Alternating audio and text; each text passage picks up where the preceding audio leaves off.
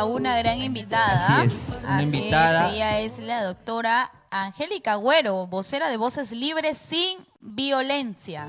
Así es, por supuesto, ella nos va a dar una noción, un panorama amplio sobre este problema, sobre esta crisis social que viene atravesando nuestro país. Por supuesto, la violencia contra las mujeres, la violencia hacia las mujeres y la violencia en general también, porque tú sabes que vivimos en un país donde hay mucho machismo, en un país donde muchas veces a la mujer es infravalorada o se la trata como un objeto.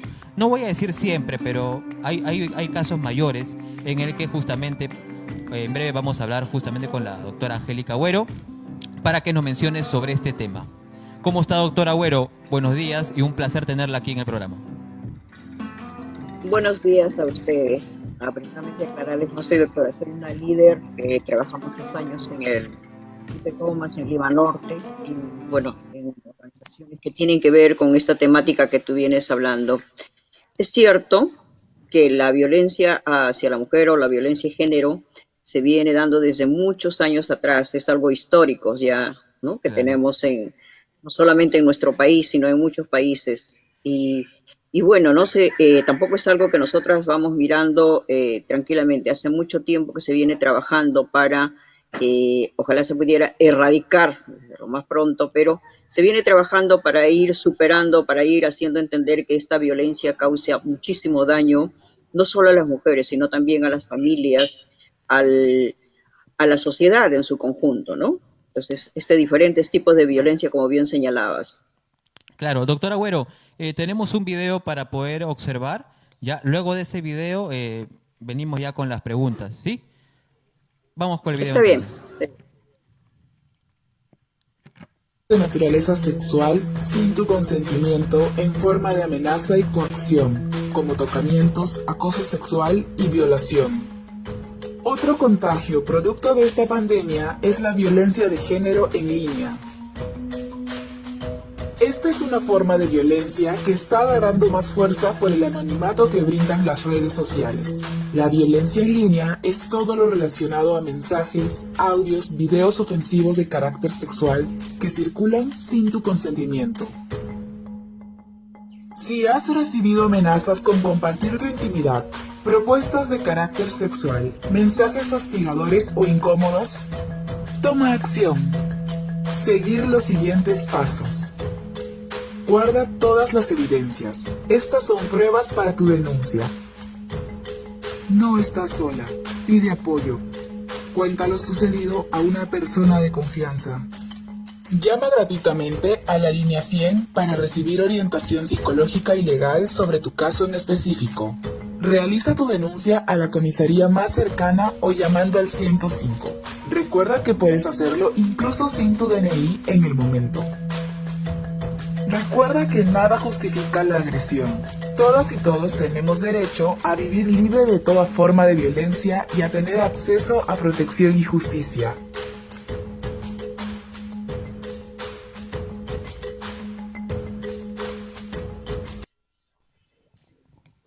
Bien, ahí hemos visto el video, ¿no? Un video breve nada más sobre lo que tiene que ver mucho con la violencia en general hacia la mujer. Y la violencia en general es sí, no solamente mujeres, sino hombres y mujeres, niños, etcétera. La primera pregunta, Yusvaria, adelante.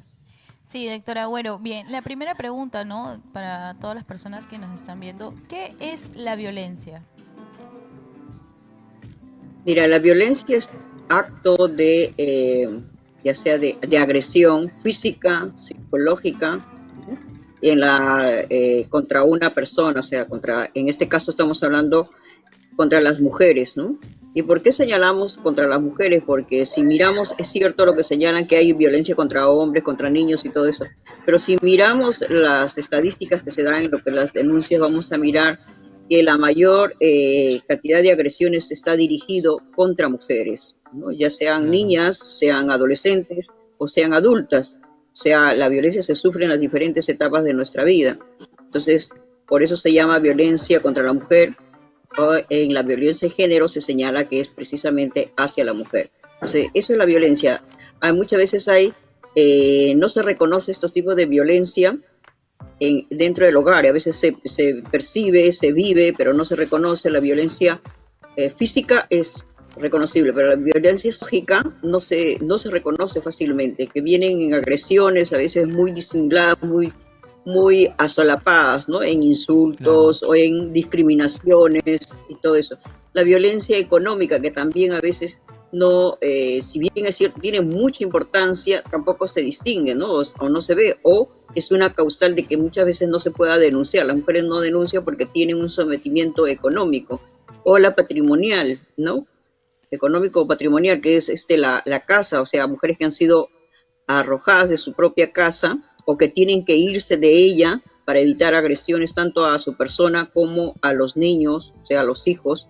Entonces tienen que salir. Esos son los tipos de violencia que vivimos: física, psicológica, económica, ¿no? Y sexual también, ¿no? Cuando dentro del hogar, sea casado o pareja que convive, en fin, se obliga a la mujer a tener relaciones sexuales por el solo hecho de ser su pareja o por solo hecho de ser su esposa, ¿no? Entonces, cuando no lo quiere. Entonces, todos estos tipos de violencia existen. Eso es la violencia contra la mujer, pero hay otros tipos de violencia también que se dan. La violencia política, cuando las mujeres quieren incurrir en este espacio que con todo el derecho tienen para hacerlo, pero se da porque se dice que las mujeres no pueden, porque no saben, no manejan el terreno, o porque tienen hijos que atender. Las mujeres tienen que estar en su casa y no deben estar en los espacios públicos, ya sea como dirigente, ya sea como miembro de un partido político, etcétera. Esa es otra de las violencias. Y las violencias que se dan en la calle, como bien señalaban, el acoso sexual, mujeres que están yendo a estudiar o que tienen que ir a trabajar, que tienen que subir en los medios de transporte o en los paraderos o en las calles, en fin. O sea, son espacios que se convierten inseguros para las mujeres, son espacios de violentación hacia ellas, ¿no? Claro. Y hacia las niñas, en fin, en todas las edades, ¿no? Y lo otro que señalaba en el video es la violencia que ahora también se da en las redes, ¿no? Y esto mayormente dirigido a adolescentes o a niñas que tienen injerencia ya sea para estudiar o para entretenerse, a los celulares o a las computadoras. Entonces, todos esos tipos de violencia existen y se vienen dando, ¿no?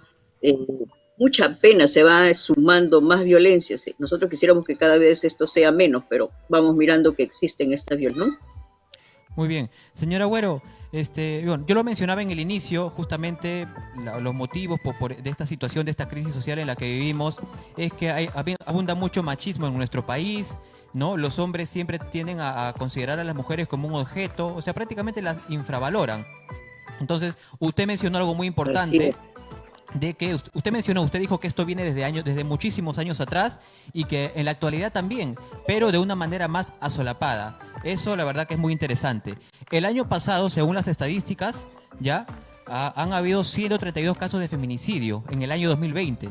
Y este año, en el primer trimestre, hablo desde enero hasta el mes de marzo, se han registrado más de 30 casos de feminicidio. Ahora, yo públicamente en mis redes sociales siempre publico estos temas, ¿no? Sobre la violencia, etcétera.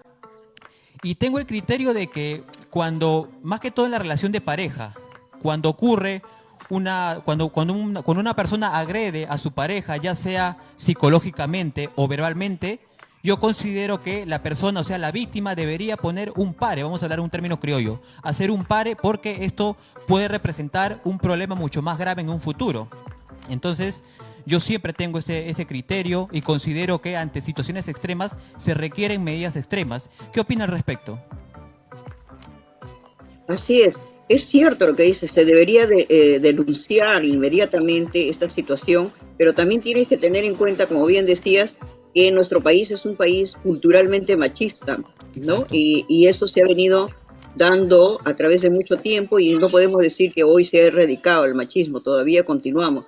Entonces, ¿eso en qué influye? Influye en que la mujer tiene temor para denunciar, su autoestima está bajo. Una de las primeras cosas que hace el agresor es bajarle la autoestima a la mujer.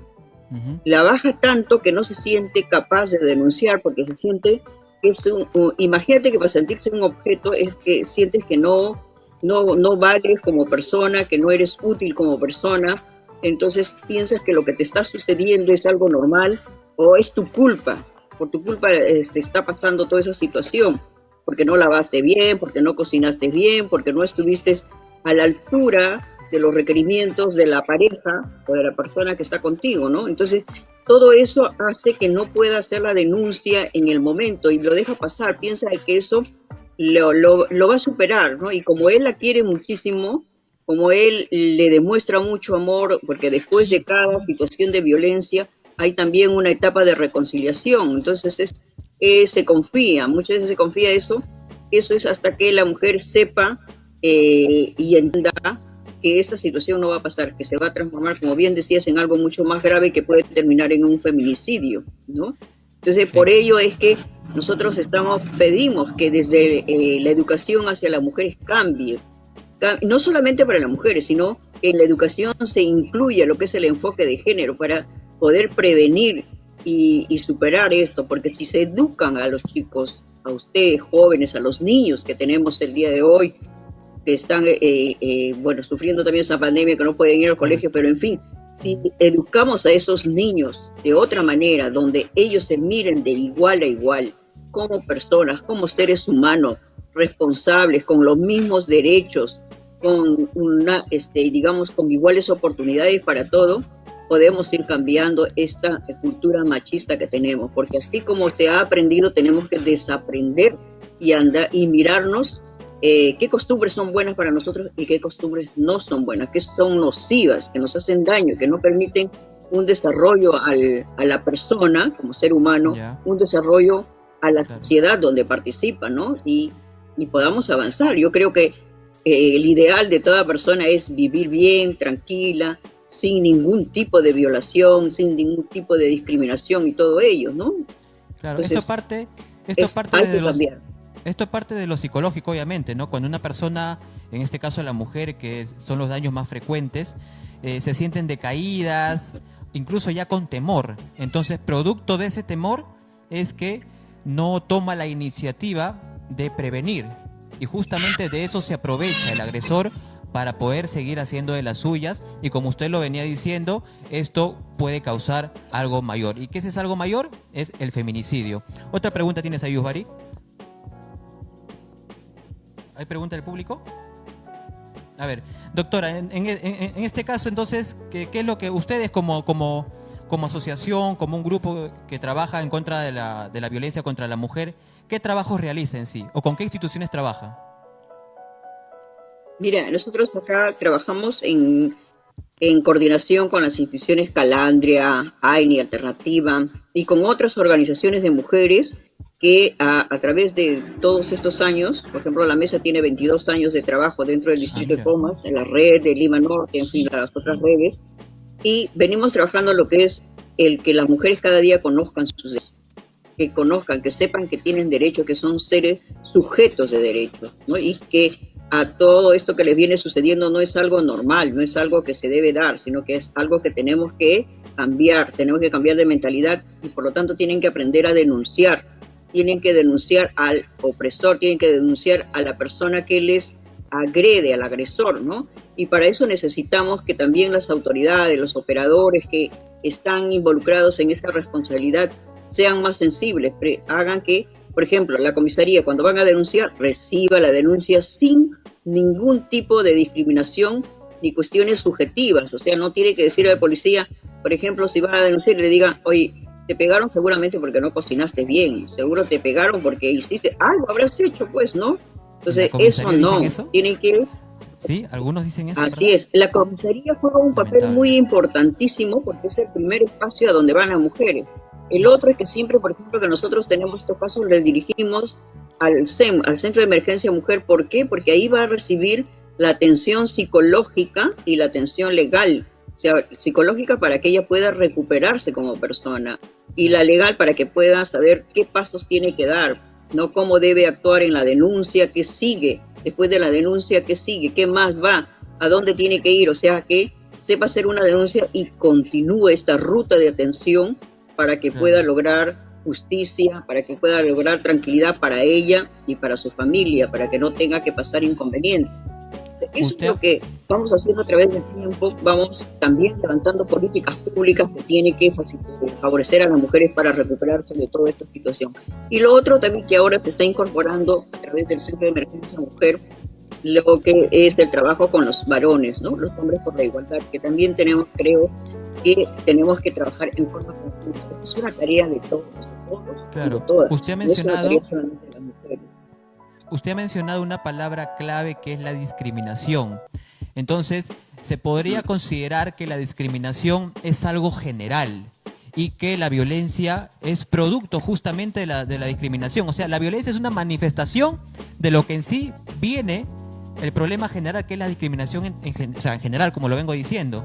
O sea, una persona que discrimina, en este caso una relación de pareja, el hombre, que discrimina a la mujer porque la considera menos, la considera, digamos, inferior, justamente por esa discriminación es que existe la violencia. ¿Sabes qué? No sirves para nada, que existen las cosas malas, entonces te pego, te chanco, te maltrato, etcétera. O sea, tiene relación.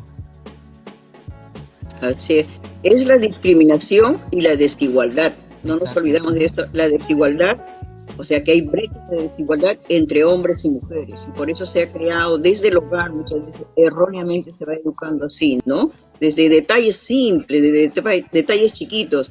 ¿A quién se le da la mejor presa? ¿A quién se le atiende? O sea, llega el papá, entonces tienen que ser las hijas mujeres o la esposa quien tiene que correr a servir, atenderlo. Los hijos varones no aprenden esa tarea. ¿Quiénes hacen las tareas de la casa? De barrer, de limpiar, de cocinar, de atender, de los cuidados, tanto a los hijos como a las personas familiares, y que en esta pandemia lo hemos visto con mayor crudeza, con mayor realidad, que el hogar no es un espacio seguro, tampoco es un espacio donde se aprenda digamos, para no tener esta desigualdad de género que existe en nuestro país, que existe en el mundo, ¿no?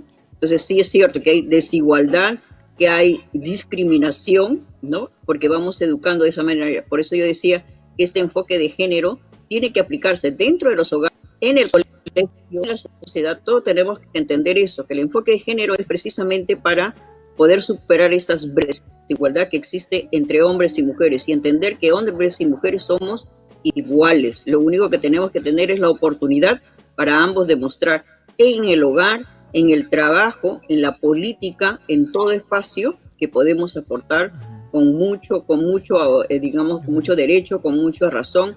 Y hay una cosa curiosa que las mujeres conocen mejor, precisamente por esta tarea que siempre nos han delegado, el espacio del hogar, del espacio de cuidado, del espacio de atención. Conocemos mucho mejor estos problemas que aquejan a la familia, que aquejan a la sociedad, ¿no? Entonces, Claro. por eso es que a veces levantamos nuestra voz y decimos, oiga, para tener en cuenta de esto, apliquen el enfoque de género a las instituciones públicas, por ejemplo, ¿no? Tienen que aplicar esto para todo, para el trabajo al interior de su institución y para las obras que realizan también en el distrito o en el país. Correcto. Yuvari. Bien, doctora Goro, ¿y cuáles son las recomendaciones, ¿no? Para que no se generen este tipo de violencias? Al gobierno central, mayor presupuesto para todo lo que tiene que ver con la prevención y fiscalización en lo que respecta, por ejemplo, a la aplicación en la currícula escolar del enfoque de género. A los gobiernos locales, mayor presupuesto para tener las casas refugios temporales donde acuden las mujeres que son víctimas de violencia, ¿no?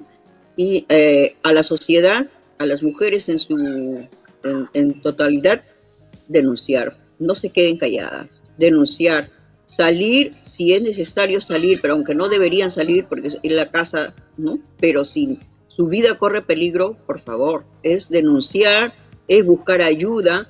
Existen los centros de emergencia en cada uno de los distritos, existen comisarías, tenemos que hacer entender a los policías que ellos tienen que recibir la denuncia, tienen que tomar en serio esta situación para que no tengamos más feminicidio, para que no tengamos más niñas desaparecidas, más niñas embarazadas forzosamente, más mujeres violentadas. Y también lo otro que las mujeres tenemos que aprender cuáles son nuestros derechos. Tenemos que aprender eso, tenemos que buscar información.